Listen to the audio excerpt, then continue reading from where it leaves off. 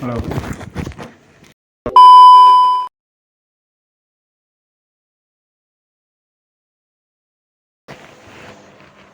Coba perkenalkan diri Anda. Baik, halo kawan-kawan. Perkenalkan, nama saya Wanda Nur Siti Adam.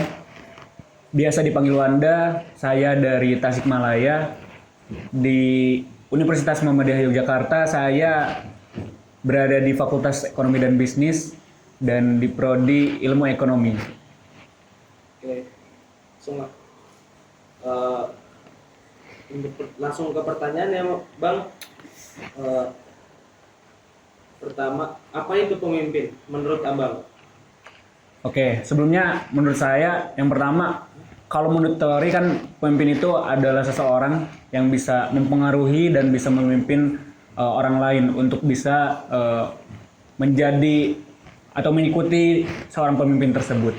Tapi menurut saya pemimpin adalah seorang atau tiap manusia memiliki jiwa pemimpin dan setiap manusia bisa memimpin orang lain ataupun memimpin dirinya sendiri.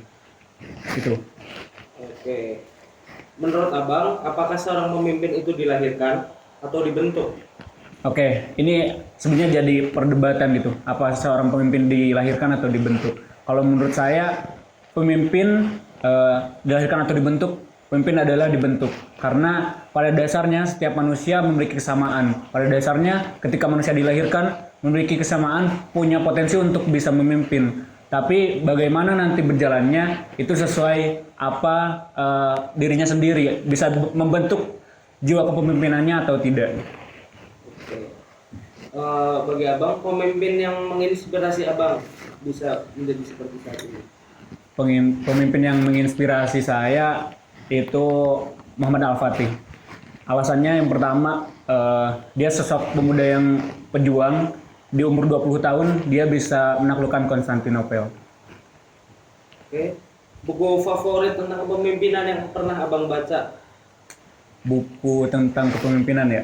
Eh, Kalau yang tentang menuju kepemimpinan, yang apa menjalani proses dan mengikuti proses saya itu bicara itu ada seninya karena di sana banyak sekali motivasi-motivasi dan bagaimana cara pemimpin berbicara, bagaimana cara pemimpin menyampaikan dan bagaimana cara pemimpin memimpin apa bawahannya.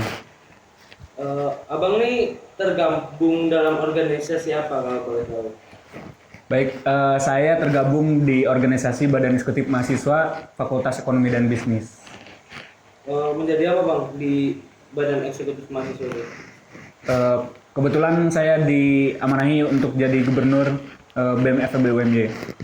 Kalau boleh tahu, jelasin singkat aja Bang, apa itu BEM?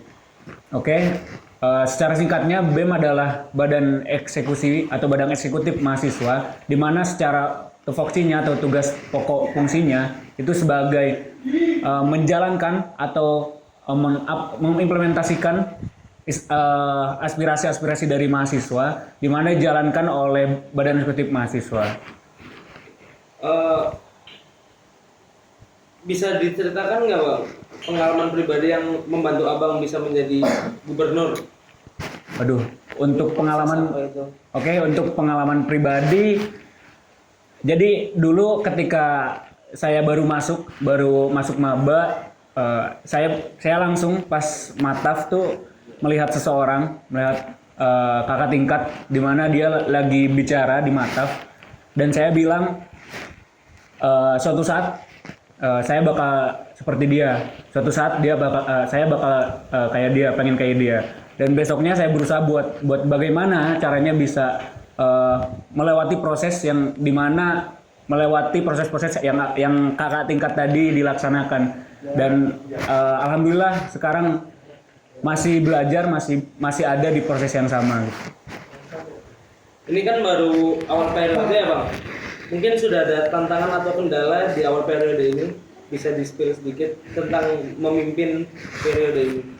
Baik, tantangan di awal periode kali ini yang pertama tentunya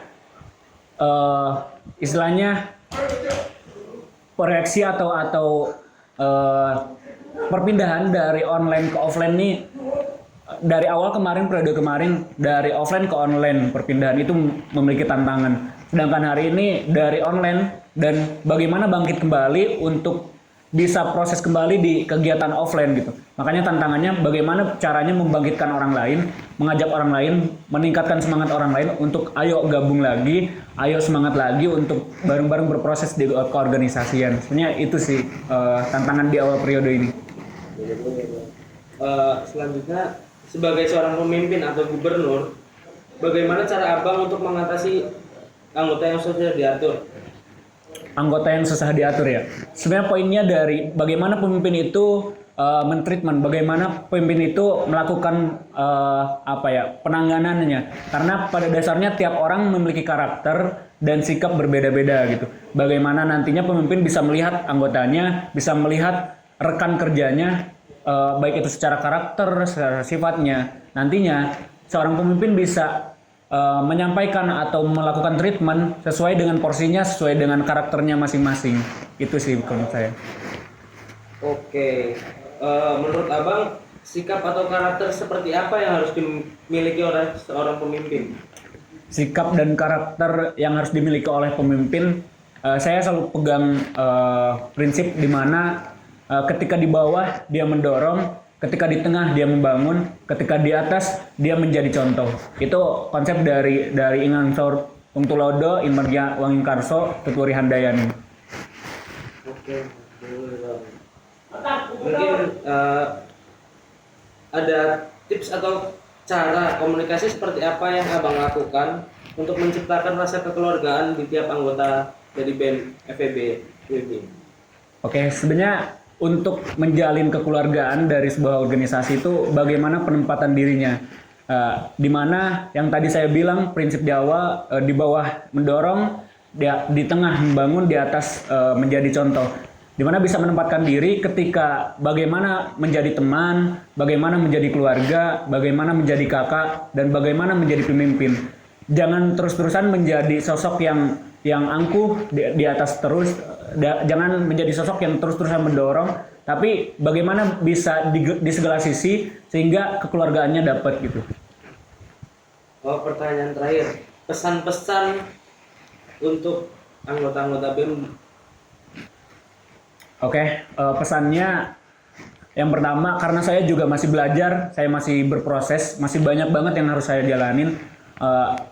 Saya harap ayo kita bareng-bareng bangun bersama, ayo kita bareng-bareng tingkatin semangat bersama, ayo kita bareng-bareng berproses bersama, mari kita meroket dan menyelam bersama. Itu pesan dari saya.